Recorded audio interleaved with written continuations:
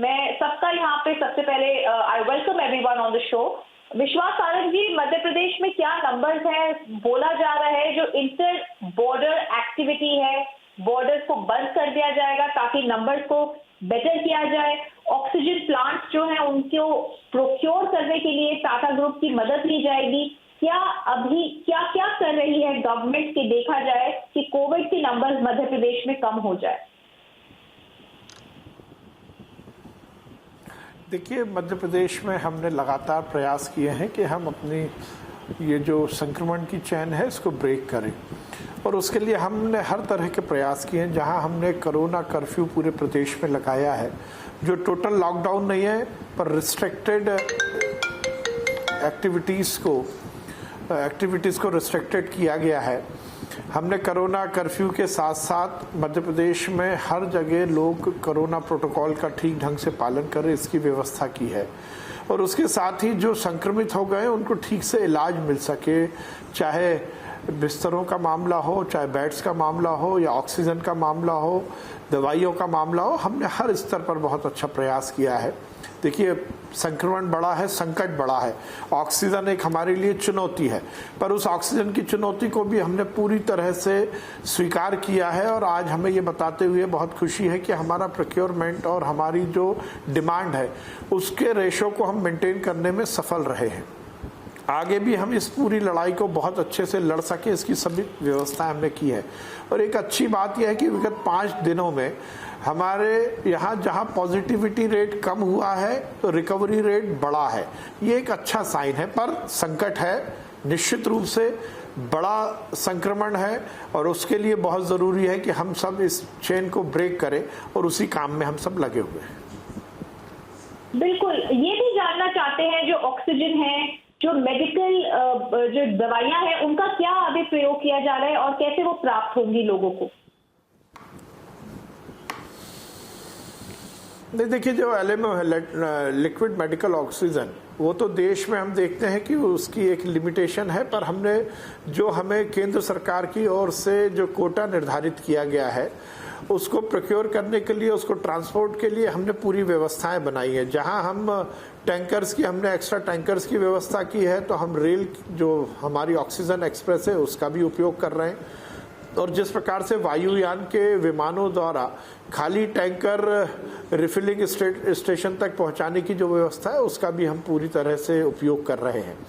हमने ये सुनिश्चित किया है कि जो हमें अलॉटमेंट केंद्र सरकार की ओर से मिला है उसको तो हम उपयोग करें ही, पर उसके साथ साथ पैरेलल वैकल्पिक व्यवस्था भी हमने की है।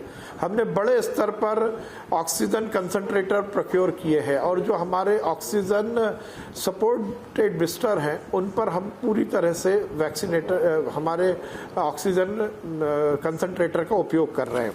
उसके साथ ही हमने ये भी सुनिश्चित किया है कि हम प्रदेश में ऑक्सीजन के सदुपयोग के लिए, उसका वेस्टेज ना हो, उसके लिए हम ऑक्सीजन ऑडिट करा रहे हैं। और ये शायद देश में मध्य प्रदेश पहला राज्य है जिसमें हमने हर मरीज का पेशेंट ट्रीटमेंट ऑडिट कराया है। उस पेशेंट को कितनी ऑक्सीजन की ज़रूरत है, वहाँ पर कितनी ऑक्सीजन का यूज़ हो रहा है, कहीं ऑक्सीजन का वेस्टेज तो नहीं हो रहा। और मुझे ये बताते हुए बहुत प्रसन्नता है कि हमने इसके बाद लगभग 15 से 20% ऑक्सीजन को सेव किया है, बचाया है।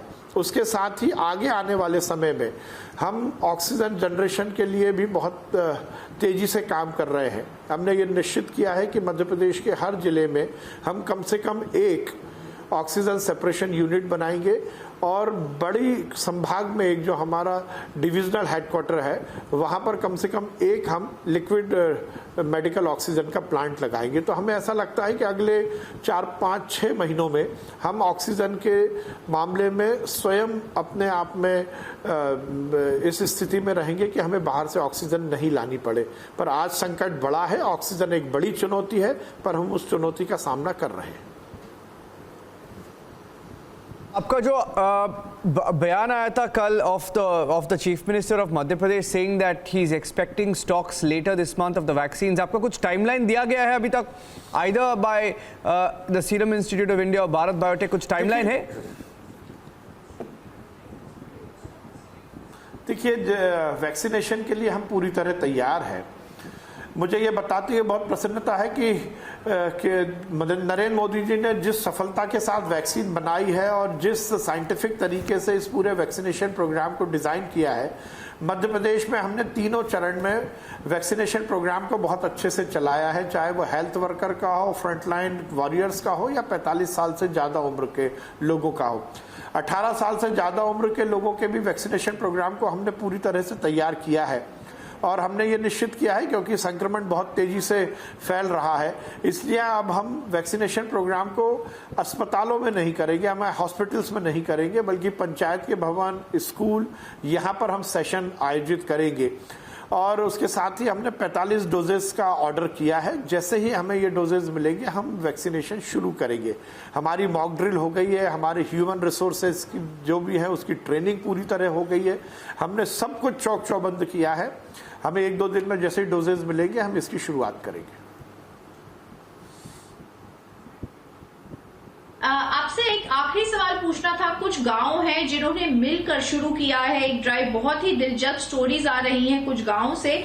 विलेजर्स को परचेज करना था ऑक्सीजन और वो सब मिलके, पेशेंट्स ने, गवर्नमेंट डॉक्टर्स ने मिलके बालगत एरिया में उन्होंने सेल्फ रिलायंट होने के लिए शुरू किया है ये कि उन्होंने पैसे जोड़े और उन्होंने कोशिश की कि वो कोविड-19 हॉस्पिटल्स को खुद से शुरू करें।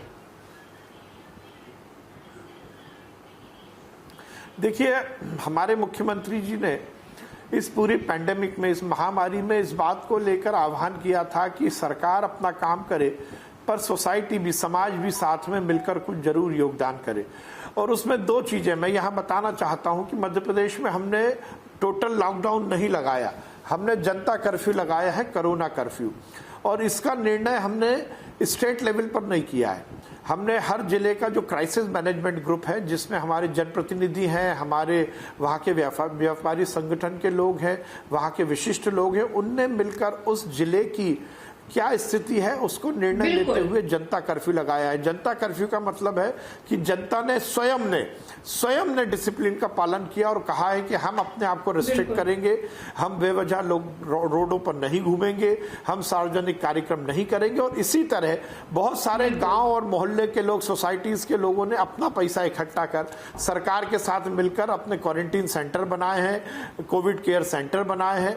और ये हम सबके लिए बहुत प्रसन्नता की बात है कि इस कोविड की लड़ाई में विगत 1 साल से मध्य प्रदेश की जनता और मध्य प्रदेश की सोसाइटी सरकार के साथ खड़े होकर काम कर रही है।